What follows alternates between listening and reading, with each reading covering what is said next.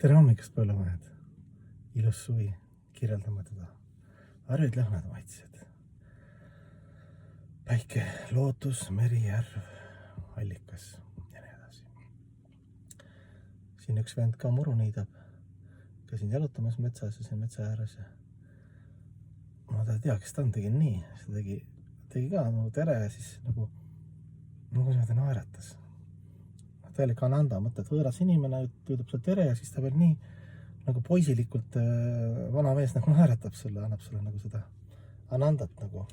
Et elu on nii ilus ja tore. Ja see Ananda sõna on mind alati huvitanud, et see õndsus või õnn või et miks siis nagu me oleme õnnetud või aeg-ajalt õnnetud või neid põhjusi on siin igasugused täheseis, ajastu, karma, ma ei tea, sugulased, igalt poolt võib leida siis neid põhjusi, et ma oleks õnnelikum, aga sellepärast ei ole õnnelikud, sest selline sugulane ütles nii mulle eile.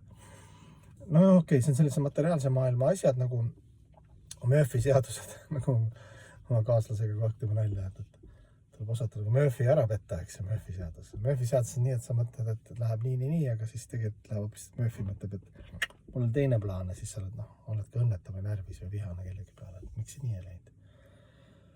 Ja aga see väga suur protsent meie nagu see, et me ei tunne seda Anandat õndsust või mis pidi olema normaalne. Et ütleme, et kui see on normaalne minu seisund, siis mis seda takistab? Seda allikat on algne, eks ju, elus oled, mina tema lahutamata osake, eks ju, suur absoluut.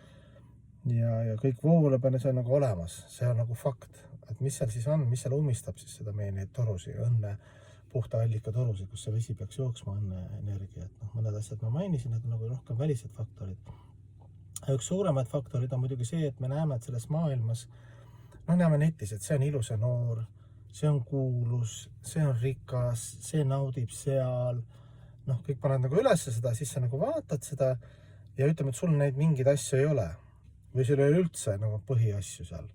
Mõni sõidab kuskil päike oma sellise väikse laevukesega ja siis seal on seal ilusad inimesed kõik veiniklaasid käes ja sa näed seda. Ja see läheb nagu alateadvusse, sest sul seda ei ole, eks ju. Või vaatad mingi rockstar rahvas, kõik, wow, see on nagu laval. Joo, people kõik, joo. Ja jälle, mina sinna kunagi ei jõua. Siis sa vaatad siin materiaalses maailmas neid promotud asju, kuulsus ja ilu või keegi on hullud tark, seal suur kuuru ja sa näed, et nagu sina sinna ei küündi või ei saa või juba vanem ka mõtled, et noores peast nagu unistas, aga ei saanud. Ei saanud Elvis 2 või Monaco printsiks või ei andki mingi maailma, mis universum ei tundki mulle naiseks. Ja kõik need asjad ja siis jääb nagu alateadus, siis sa mõtledki, et ma olen nagu looser ja sa mõtled nagu Ananda,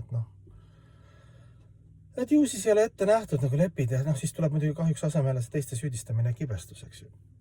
Et see õnne kanal või see õnne olemus on meil täiesti olemas, kui me oskaksime siis millest ma olen rääkinud ka endale toidu peale, et see on nagu vabal turul, see hea armastuse energia ja see õnne tunne, aga analüüsida, miks meil seda ei ole, siis ma arvan, et suurem protsent ongi see just. Et see materiaalne maailm kogu eputab meie ees, eks ju, ja kõik eputavad ja siis me näeme, et meie ei vea välja. Siis me üritame ka muidugi mingil kuskilt oma künka otsas ka mõne pildi panna või midagi öelda ka, et joo, siin ma olen, siin ma naudin nagu. Et ma olen ka nende seas, nende nautijate seas. Ja et see on nagu suur põhjus, et tegelikult me teame, et kedagi ei huvita mitte keegi, kõik tulid väikest jumalat mängima, see on ka mul vana mantra, mis ma kogu aeg räägin. Aga see õnn on, miks ma alustasin seda jutu ajamist ja see õndsus on, eks ju, keegi naeratab sulle, ütleb lihtsalt tere ja juba sa saad juba sulle loodus kingib ja täna ka siis mantrat lugesin ka ja siis ma analüüsisin, ma jõudsin sinna et kuskil alateaduses on meil kõik need asjad, need lapsepõlve unistused materiaalsed, mis ei ole vanemast peast päris 100% täitud, mõni on natuke mingi protsendi ulatuses. Põhjustan on ikka tänulik ja õnnelik, eks ju. Leiad seda ka, aga ikkagi see on kuidagi nii sügavam meil, et me oleme ikkagi nii väike osake seda aru ja nii, kuidas seda öelda, et see ajafaktor näitab vanemast peast ka, et isegi kui sa midagi kuskil kunagi tegid, kõik unustavad ära ja sa isegi unustad ära neid asju. Et mis sa kunagi võib-olla kogesid ja midagi ilusat kuskilt minevikust. Nii palju on nagu ilusad sellised, ma ei tea, nagu täna on ilusad päevi ja kus sa kallistad puud natukene ja räägid Jumalaga ja palvetad mõne lähedase inimese eest. et see Nanda on hästi huvitav, et Nanda, noh, see teine aspekt, suur filosoofiline aspekt on jah, et on kahte sorti transcendentaalset Anandat, räägitakse, üks on selline Nanda nimetatud nirvana Ananda, et impersonaalne, et sul üldse soovid kaovad ära, vaimsed ja materiaalsed ja see nagu, et see pidi ka juba väga kõva tase olema, et saad kahesusest väljas, eks ju, siis teine Ananda on see nagu vaimne Ananda, kus on ka tegelikult kurbuse, igatsuse ja kaastunne, noh, näed seda maailma kannatust ja kõike. Aga sa ise oled juba nagu, noh, palvetad Jumalat, oled juba Jumalaga ühendus, et see on selline magus valus Ananda antsus.